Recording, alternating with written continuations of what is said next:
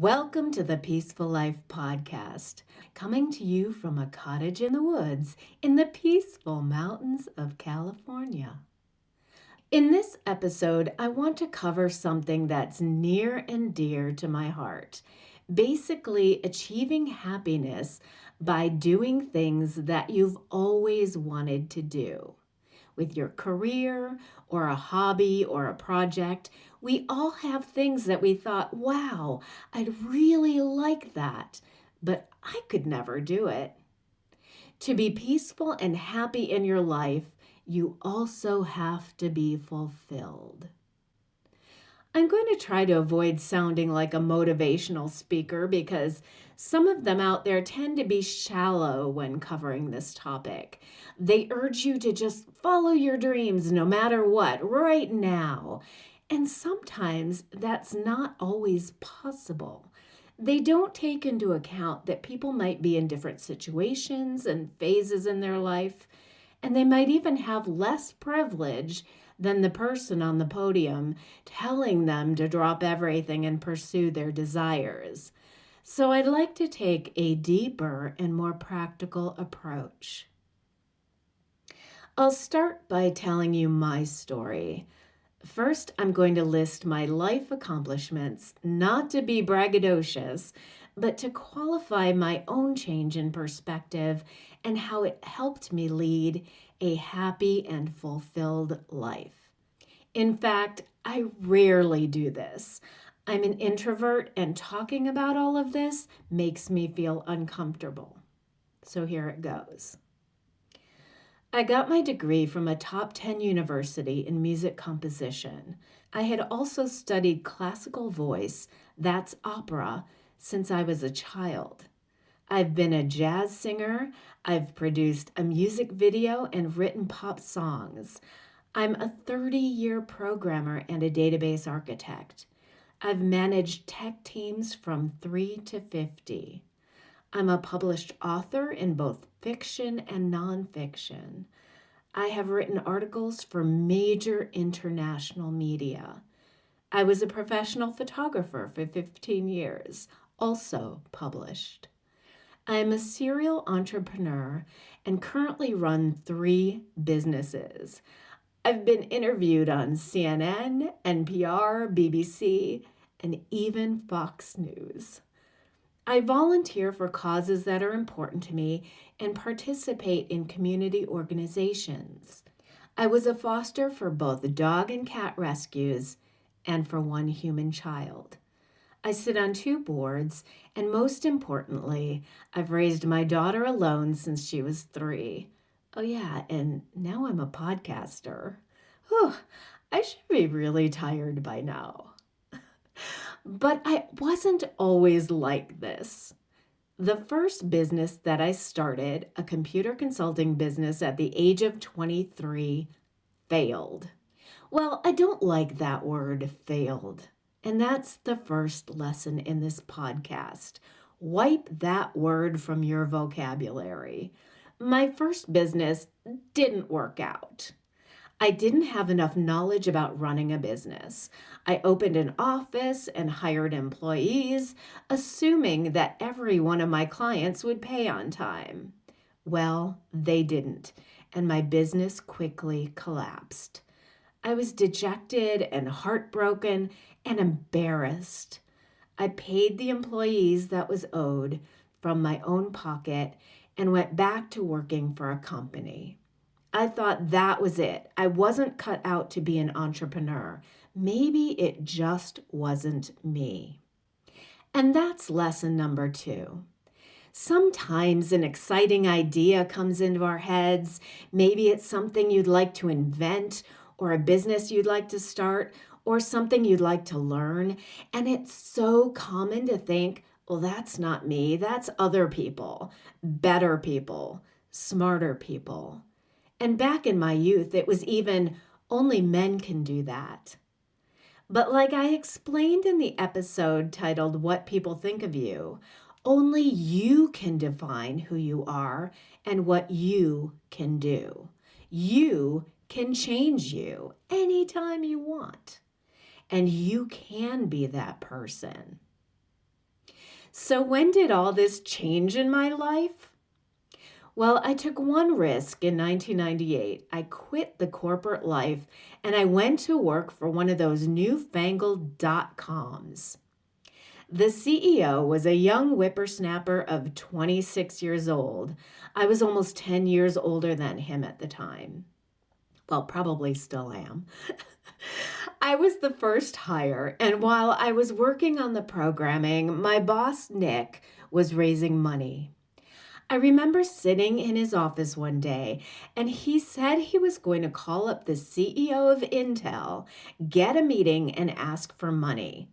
I laughed so hard. You can't do that. We're not even in beta. And why would he take a meeting with you? Why not? Nick said.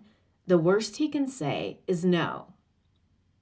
Well, long story short, he called, he got a meeting, and Intel ended up investing over $10 million in our little company. And although the company eventually went out of business, it didn't work out. The experience of working there and with Nick changed my whole outlook. From then on, if my inner voice told me, you can't do that, I'd use Nick's words, why not? And I'd try to imagine the worst thing that could happen. I wanted to learn photography. Why not? What's the worst thing that could happen? I'm not good at it, so what? What if it just makes me happy? But that little voice said in my head, it's so expensive, all that equipment. Well, I'll borrow a camera, and if I like it, I'll save up for a used one.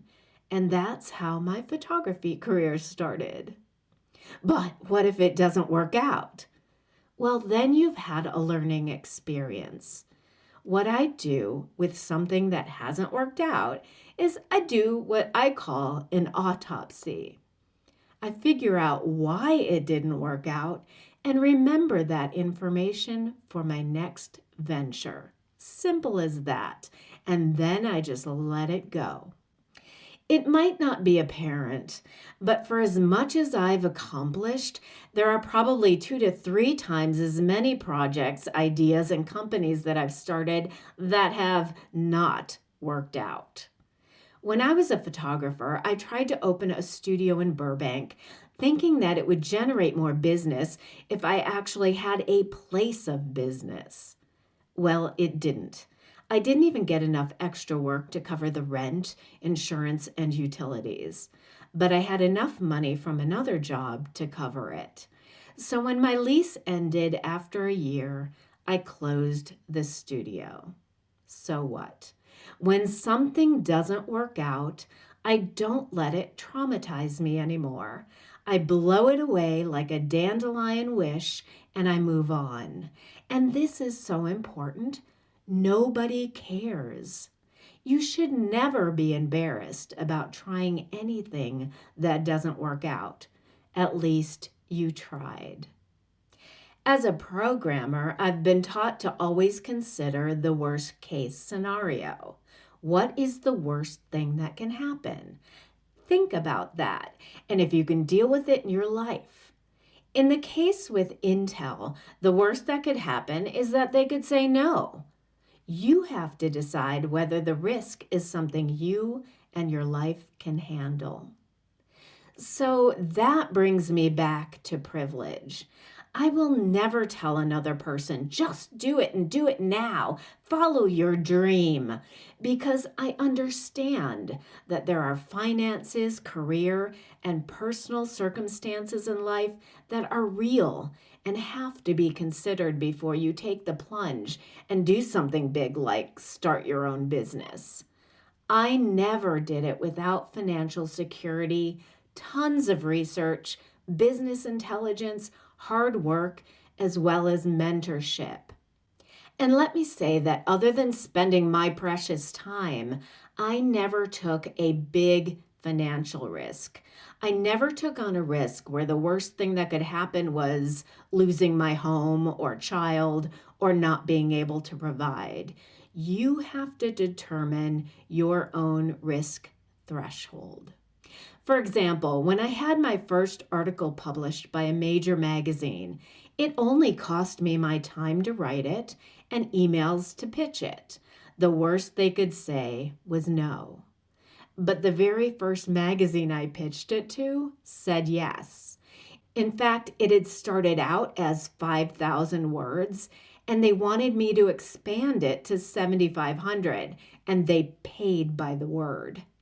That was a huge accomplishment for me, great for my credibility and resume, and there was really no risk whatsoever. And sometimes you might just have to wait to fulfill your dream. Sow the seeds of an idea now and work toward it. The other day, I was looking through my vacation photos and found a set from when I visited Yosemite about 14 years ago. In it was a photograph of a for rent sign in front of a little cabin in the woods. I remember stopping and looking at the sign and the cabin, knowing I couldn't possibly just pick up my life and move to the mountains. I really could not do it then. I had shared custody of my child, she was entrenched in her school system, and I had a job that I just couldn't leave. But I took that photo, maybe to plant the seed that maybe moving to the woods and the mountains would be something I think I really would love, and to remember it. Fast forward to 2011 when my daughter went away to college and I had a successful career working from home. That little seed had grown, and I said to myself, why not? What's the worst that could happen? I don't like it, and I moved back. So what? And who cares? So I upped and moved my life to the Yosemite area. My LA friends thought I was crazy. My mother thought I'd be murdered. And I'm happy to report that I love it and I'm still here.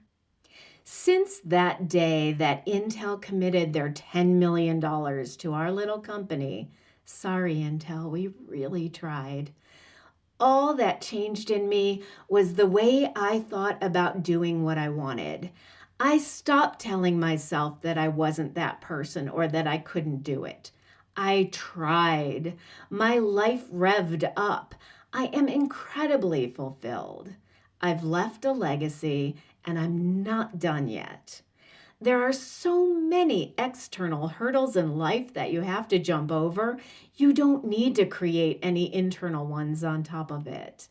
Start from a place of I can do it, not if, but when, and then see what happens. So your homework for this episode is to determine one thing that you've thought about that you've always wanted to do. Just identify it. That's all I'm asking. Then tell yourself you are that person. Plant that seed. It can be anything from learning how to quilt, to speaking another language, to starting a business. Whatever it is, I know you can do it because you are a spectacular human being. So let's recap. 1, get rid of your inner voices that tell you you can't do something. Why not? And what is the worst thing that can happen? 2, if you don't have the resources or intelligence on the industry, find them. It's easier than ever with the internet. Listen, I had to go to the library back in the day. And find a mentor if you have to. 3, take your time. You don't have to do it now, but you can start preparing. If it's starting a business, then keep your day job until you are comfortable enough to risk the loss of income, or do it on the side until it takes off. 4, if your idea, project, company, product doesn't work out, then so what? Don't let that stop you from trying again. Be creative, start from scratch, learn from it, and move on. 5, and finally, when you have succeeded and accomplished something, give yourself the kudos for doing so. My mother always said that to complete a task successfully, you must create, plan, execute, and validate. I don't often stop to think about all that I've done. And like I said, I don't really talk about it with others. There are people who have known me for 5, 10 years that don't know that I've written a string quartet or photographed a major recording artist. But it is important to validate yourself and your own accomplishments. And as an addendum, because someone asked this in one of our podcasting groups, they asked, as a child, what did you want to be when you grew up? And thinking back, I wanted to be a writer, a singer, a photographer, a person who worked in an office because I'd visit my dad in his office and had so much fun. And I'd also sit at the cassette recorder and make shows, kind of like what I'm doing now. So if you're not quite sure of what your inner heart desires, go back and ask your kid self. Maybe at this point in your life, you can't be an astronaut, but guess what? There are space camps for adults. And how cool would that be? Seriously, spacecamp.com. Oh my God, now I want to go do that. I'll leave you with a quote that you might have seen online by Henry Ford. Whether you think you can or you think you can't, you're right. You've been listening to the Peaceful Life Podcast. Connect with me on Facebook at facebook.com/peacefulpodcast. Thank you for listening.